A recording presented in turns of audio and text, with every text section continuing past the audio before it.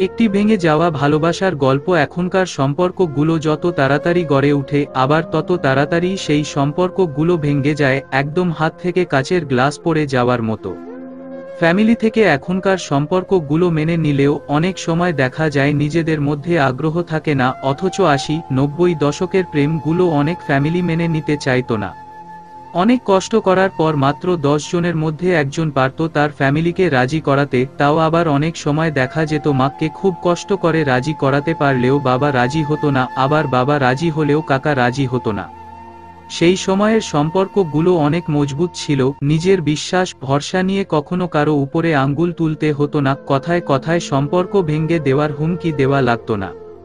আধুনিকতার ছোঁয়া লেগে আমরা এখন সম্পর্কের আসল মানেই বুঝতে পারি না। 4-5টি প্রেম করে টাইম পাস করা এই যুগের ছেলে মেয়েরা কখনোই বুঝবে না। সেই যুগে একজনকে ভালোবেসে তার জন্য অপেক্ষা করে ঠকে যাওয়ারও কোনো ভয় ছিল না।